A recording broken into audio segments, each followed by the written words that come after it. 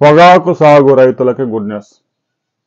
ఇప్పటి వరకు పొగాకు కొనుగోళ్లు, అనుమతులు ఇవ్వడం, పొగాకు సాగుకి రిజిస్ట్రేషన్లు, బ్యార్నీల లైసెన్సులు, ఈ వ్యవహారాలన్నీ కేంద్ర వాణిజ్య పరిశ్రమల శాఖ ఆధ్వర్యంలో పొగాకు బోర్డు కార్యాలయంలో జరుగుతూ ఉంటాయి.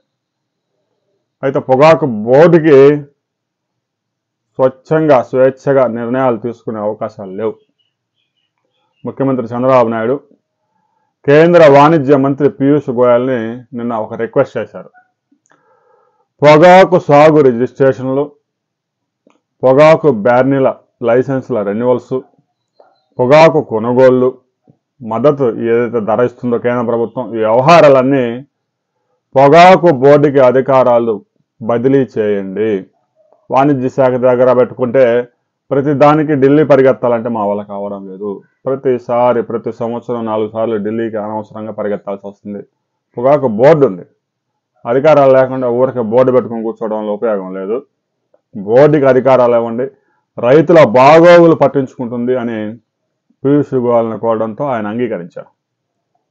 అయితే దీని గురించి పార్లమెంట్లో కూడా కొంచెం చట్ట సవరణ చేయాల్సి ఉంటుంది. వాణిజ్య శాఖ అధికారాలు తీసుకొచ్చి బోర్డు కట్టబెట్టాలి కాబట్టి రాబోయే కొద్ది రోజుల్లో దీని మీద కూడా కేంద్ర ప్రభుత్వం కీలక నిర్ణయం తీసుకోబోతా ఉంది.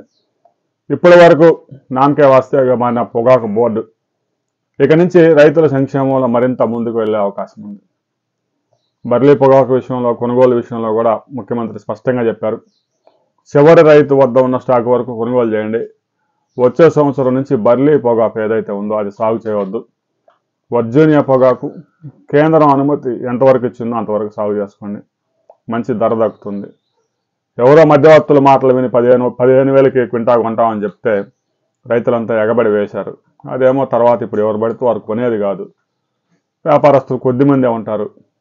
అందువల్ల రాష్ట్ర ప్రభుత్వం రంగంలోకి దిగి ఈ ఏడాది మరికి రైతులను గట్టెక్కిస్తుంది. వచ్చే సంవత్సరం బర్లీ పొగాకు సాగు చేసి రోడ్ల మీదకి వస్తే ఉపయోగం ఉండదు.